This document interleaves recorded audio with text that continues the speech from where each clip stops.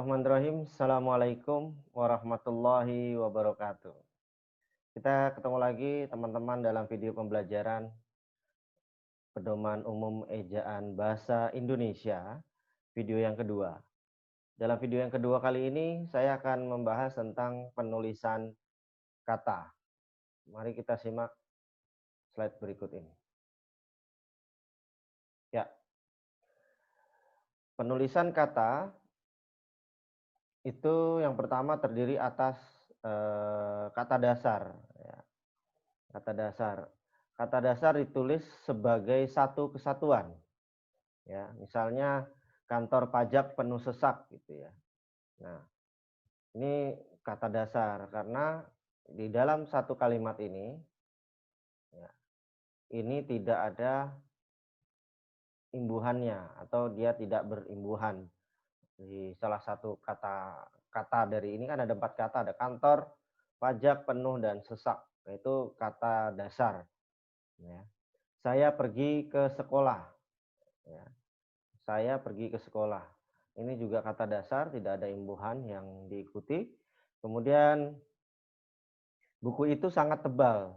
Ya. Ini juga sama di kata dasar. Kemudian ada kata berimbuhan. Kata perimbuhan itu imbuhan itu apa? Ada awalan, ya, ada akhiran, serta gabungan awalan dan akhiran. Ini ditulis serangkai dengan bentuk dasarnya. Misalnya, berjalan. Ya. Kata dasarnya jalan tadi ya. Kemudian ada berkelanjutan. Ya. Jadi ini sebenarnya dari kata lanjut, kata dasarnya. Kemudian ada ke dan an, kelanjutan, tapi karena ini sudah berhubungan dengan kata berimbuhan, jadi berkelanjutan. Ya, Anda bisa cari di KBBI ya, Kamus Besar Bahasa Indonesia. Kemudian ada kata mempermudah. Nah, ini dari kata mudah. Ya. Memudah itu tidak ada, permudah, nah itu ada, sehingga diberi ada kata juga mempermudah, ya, turunannya. Jadi dari kata mudah itu muncul turunan kata, yaitu turunan kata itu ya kata yang berisi imbuhan. Ya. Kemudian lukisan, dari kata lukis ya, diberi dengan akhiran an. Kemudian ada kata gemetar. Ya. Gemetar itu sisipan. Ya. Sisipan. Jadi gemetar itu adalah sisipan dari kata getar. Jadi sisipannya karena dia sisipan sehingga disisipkan di tengah-tengah dari kata ge dan tar ya. Jadi gemetar. Kemauan ini gabungan awalan dan akhiran. Jadi ada kata ke dan an di depan dan di awal dan di akhir ya.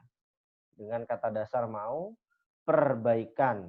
Nah, ini juga ada kata per dan an dengan kata dasar baik. Catatannya, imbuhan yang diserap dari unsur asing seperti isme, man, wan, dan atau wi itu ditulis serangkai dengan bentuk dasarnya. Misalnya sukuisme, seniman, kamerawan, gerejawi. Jadi kata suku nah itu diberi ada imbuhan isme. Ini ditulis serangkai dengan kata yang diikutinya. Ya. Jadi imbuhan asing yang diserap dari unsur asing itu mengikuti kata yang diikutinya. Ya. Seniman, kamerawan, bukan kameramen ya. Kameramen itu bahasa asing, men. Ya. Kamerawan, gerejawi, duniawi. Ya. Bentuk terikat ditulis serangkai dengan kata yang mengikutinya. Ini ada bentuk terikat. Ya, bentuk terikat itu selalu ditulis serangkai. Misalnya, ini bentuk terikat ya. Ini bentuk terikat yang sudah tidak bisa dipisah-pisahkan.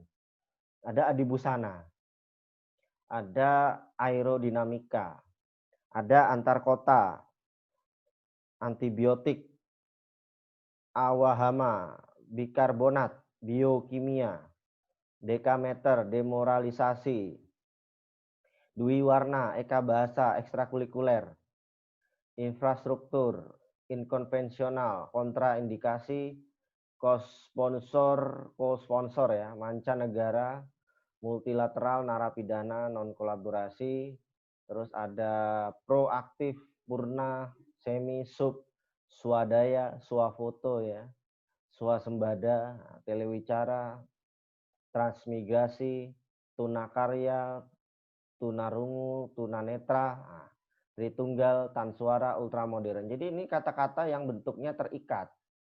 Ini hanya contoh, artinya masih banyak kata-kata atau bentuk kata yang terikat yang lain ya. Misalnya antibiotik, misalnya anti nyamuk, anti-anti yang lain itu bentuknya terikat semua. Nah, kemudian ada antar kota, antar provinsi ya, akap ya, bis akap. Nah, bentuk-bentuk terikat ini misalnya kata pasca, kemudian di prasejarah, itu apabila diikuti dengan huruf yang awalnya kapital atau singkatan yang berupa huruf kapital, itu dirangkaikan dengan tanda hubung ya. Misalnya ada kata non, ya, di sini tadi ada non ya, non kolaborasi.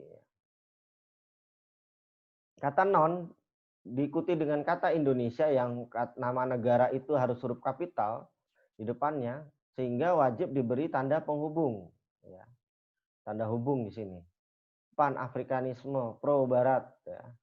Karena B-nya kapital, non-ASEAN singkatan, kemudian anti-PKI. Nah, ini juga.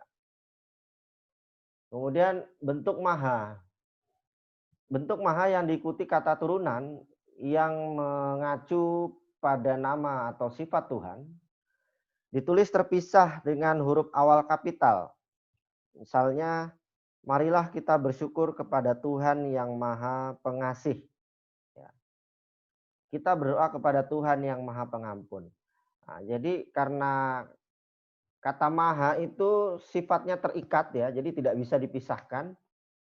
Hanya bisa terpisah kalau dia diikuti kata turunan. Misalnya tadi ini, Maha Pengasih. Pengasih itu kan kata dasarnya kasih ya. Kemudian ada Maha Pengampun. Nah, itu kata dasarnya ampun. Ya. Sehingga diberi imbuhan pe, jadi pengasih ya. K itu luluh jadinya, kasih. Itu K itu luluh. Huruf K, kemudian pengampun, jadi pe, pengampun. Itu mahanya ditulisnya terpisah begitu ya. Nah, beda halnya dengan bentuk maha yang diikuti oleh kata dasar. Nah, kalau tadi kata yang berimbuhan itu dipisah, tapi kalau kata maha yang hukum pertamanya itu dia terikat. Nah, terikat itu kalau dia diikuti dengan kata dasar. Nah, yang mengacu nama sifat Tuhan biasanya.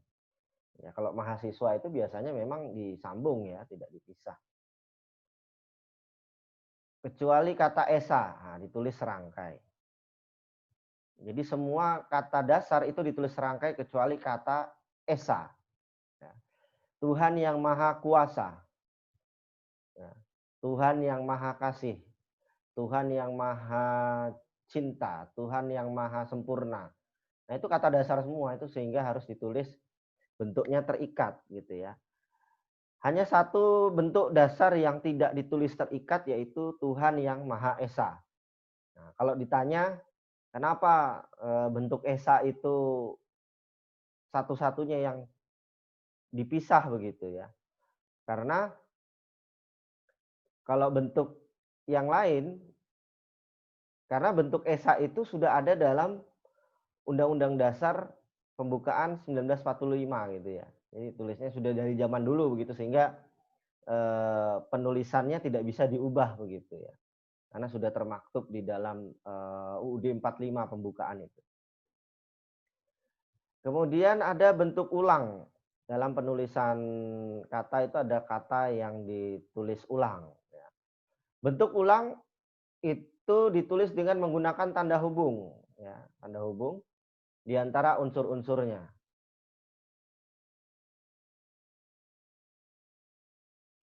Jadi contoh misalnya kata anak-anak, buku-buku, hati-hati, kuda-kuda, lauk pauk, mondar-mandir. biri-biri, cumi-cumi, kupu-kupu, kura-kura, mencari-cari, tunggang langgang, porak-poranda. Pokoknya kata yang sifatnya itu ditulis ulang, bentuk ulang, itu wajib diberi dengan tanda hubung.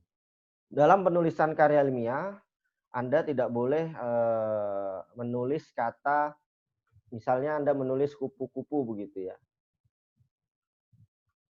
atau kuda-kuda, dua, nah, ada yang duanya di garis bawahi begitu ya, atau tanda begini.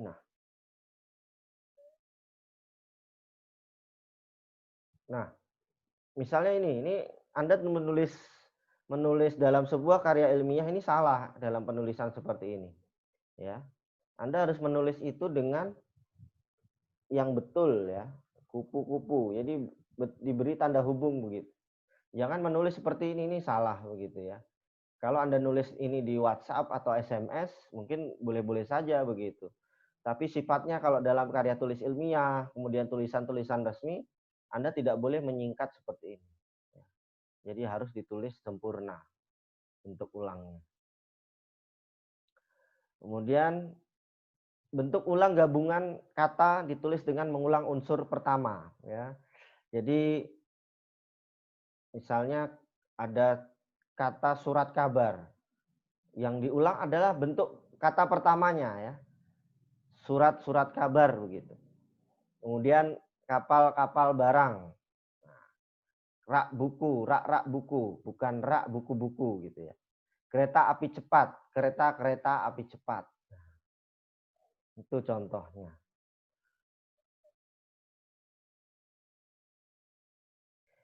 Ya, kita lanjut lagi. Gabungan kata. Ya, gabungan kata ini ada kata yang lazim disebut dengan kata majemuk. Ya, termasuk istilah khusus ditulis terpisah. Misalnya, duta besar, kambing hitam, orang tua, simpang 4, cendera mata, meja tulis, rumah sakit jiwa, persegi panjang, model linear, dan terima kasih itu juga termasuk gabungan kata ya. Jadi kata majemuk. Jadi sehingga ditulis terpisah begitu ya dari setiap katanya. Karena ini kan gabungan kata. Maksudnya paham ya, gabungan kata itu jadi awalnya kata ini memiliki makna tersendiri begitu ya. Duta misalnya. Duta ini kan kalau kita memberi makna ini, maknanya adalah perwakilan. Besar itu ya sesuatu yang ya tidak kecil begitu. Kemudian kambing, kambing ini hewan begitu. Kemudian hitam, hitam ini warna. Padahal maksud gabungan kata kambing hitam ini bukan merujuk pada seekor kambing berwarna hitam, tetapi merujuk pada istilah atau perumpamaan kambing hitam gitu. Dia dikambing hitamkan. Nah itu. Orang tua, orang manusia, tua ya udah ya tidak muda begitu ya. Orang tua. Nah, orang tua berarti bapak ibu, walaupun bapak ibu kita masih muda ya itu orang tua. Walaupun orang yang sudah memiliki anak itu disebut dengan orang tua begitu. Jadi bukan orang yang sudah tua yang dimaksud di sini. Simpang 4. Nah, simpang 4 berarti simpangnya ada 4 begitu ya. 4 itu angka. Mata acara. Ya, bukan acaranya punya mata begitu, tapi mata acara itu bagian dari acara-acaranya begitu ya. Dan lain sebagainya. Ya, terima kasih. Nah, terima kasih, kasih kan ya kasih sayang dan sebagainya, cinta. Terima, kita menerima. Nah, gitu. Jadi terima kasih gitu. Nah, itu juga dipisah penulisannya. Banyak orang yang masih keliru menulis terima kasih itu digabung ya, harusnya dipisah. Itu adalah unsur kata majemuk. Ya, gabungan kata yang dapat menimbulkan salah pengertian ditulis dengan membubuhkan tanda hubung di antara unsur-unsurnya ya. Jadi misalnya anak istri pejabat ya. Anak istri pejabat itu anak dan istri dari pejabat gitu ya maksudnya ya. Jadi ini itu anak dan istri pejabat gitu. Anak dan istri pejabat. Sedangkan yang ini anak istri pejabat karena ini istri dan pejabat yang beri tanda hubung, ya, karena tadi tulisannya kan berbeda. Nah, sehingga itu artinya anak dari istri pejabat. Nah, itu maksud. Jadi yang dituju itu anaknya begitu ya. Kemudian ibu bapak kami ya. Ibu bapak kami dan kali kata keduanya adalah ibu bapak kami juga. Nah, ibu bapak kami yang pertama itu adalah ibu dari bapak kami. Ya, jadi ibu dan bapak kami maksud saya. Ibu dan bapak kami. Kemudian ibu bapak kami itu ibu dari bapak kami. Kemudian ada buku sejarah baru. Ya, kalau buku sejarah baru yang pertama adalah buku sejarah yang baru. Jadi bukunya yang cetakan yang terbaru begitu. Buku sejarah yang baru. Kemudian yang kedua buku sejarah baru itu buku tentang sejarah baru. Ya, jadi yang sejarah barunya yang diberi tanda penghubung antara sejarah dan baru. Jadi itu maksudnya adalah buku tentang sejarah baru. Oke. Kemudian gabungan kata yang penulisannya terpisah tetap ditulis terpisah. Ya. Jika mendapatkan awalan atau akhiran begitu. Misalnya bertepuk tangan gitu. Menganak sungai, menggaris bawahi dan sebar luaskan. Jadi kata ini itu hanya diberi imbuhan di awalnya saja, ya. Ini bertepuk tangan sehingga yang ditulisnya terikat hanya di kata yang pertama, sedangkan kata tangan, kata kedua itu tidak terikat, jadi terpisah, tetap terpisah walaupun hanya satu yang mendapatkan imbuhan. Ini kan menganak anak sungai ya kata dasarnya. Kemudian garis bawahi, garis bawah. Nah, ini i ada tambahan i, kemudian sebar luaskan. Dari kata sebar luas ya. Kemudian gabungan kata yang mendapatkan awalan dan akhiran sekaligus ya. Jadi dua-duanya awalan dan akhiran itu dapat imbuhan, ada yang di depan, ada yang di belakang. Nah, contohnya kata dilipat gandakan itu ya. Dilipat gandakan ini sama dengan menggarisbawahi dan menyebarluaskan. Jadi di awal ini di dan kan itu mendapatkan awalan dan akhiran. Meng dan i, nah itu juga dapat. Jadi ketika dia mendapatkan awalan dan akhiran itu ditulis serangkai ya. Jadi tulisnya serangkai, menyebarluaskan. Kemudian ini juga sama penghancur leburan. Hancur lebur. Nah, kalau menulis hancur lebur berarti dipisah. Tapi karena ini mendapatkan awalan dan akhiran sehingga ditulisnya disambung atau bentuk terikat ya. Tanggung jawab kata dasarnya, kemudian diberi imbuhan awalan dan akhiran sehingga menjadi pertanggungjawaban yang ditulis secara terikat gitu. Kemudian selanjutnya adalah gabungan kata yang sudah ditulis padu ditulis serangkai. Nah, ini contohnya yang sudah ditulis padu itu ditulis serangkai.